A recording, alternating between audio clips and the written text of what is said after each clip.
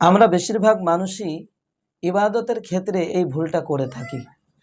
বিশেষ করে নামাজ পড়ার সময় এই ভুলটা আমাদের বেশিরভাগ মানুষেরই হয়। তো খুব বেশি চিন্তা পেরেশানি হতাশ হওয়ার কোনো প্রয়োজন নেই। সেটা হলো নামাজের ভিতরে আমাদের বাজে চিন্তা আসে, খারাপ চিন্তা আসে, দুনিয়াবি চিন্তা পেরেশানিতে আমাদের ঘেরাওয়ার করে ফেলে নামাজের মধ্যে।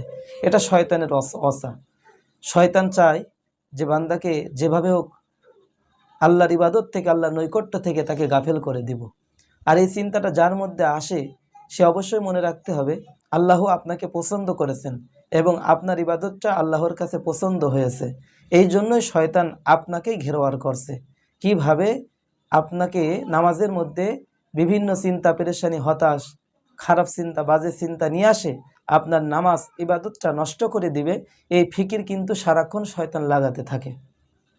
নামাজের মধ্যে বিশেষ করে অনেকে বলে, অনেক মানুষই বলে থাকে এই কথাটি, যে যখন ভাই নামাজের মধ্যে দাঁড়াই তখনই এই খারাপ চিন্তাটা আসে বিশেষ করে, কিন্তু অন্য টাইমে কিন্তু এত চিন্তা পেরেশানি আমি হই না। আর নামাজ পড়তে গেলেই যত দুনিয়াবি চিন্তা, বাজে চিন্তা আসতেই থাকে। তো এটা নিয়ে খুব বেশি হতাশ হওয়ার দরকার নেই। আপনি আল্লাহর নৈকট্য হাসিল করতে পারবেন ইনশাআল্লাহ। তবে আপনাকে এতটুকু কষ্ট করতে হবে, আপনাকে মনে রাখতে হবে আল্লাহ কিন্তু ঠিকই আপনার নামাজে আপনাকে দেখতে পারছে। আপনি কি অবস্থায় আছেন, কোন অবস্থায় আপনি নামাজ পড়ছেন, এটা কিন্তু ঠিক আল্লাহ পাক দেখছেন। তো প্রিয় দর্শক, আরেকটা জিনিস ভাবতে হবে, নামাজের মধ্যে যদি খুব বেশি বাজে চিন্তা আসে, এই শয়তানের বিষয়টা নিয়ে আপনাকে লড়াই করতে হবে নামাজের মধ্যে। কখনো যেন খারাপ চিন্তা পেরেশানি, শয়তানের ওয়াসওয়াসা আপনাকে গাফেল করতে না পারে।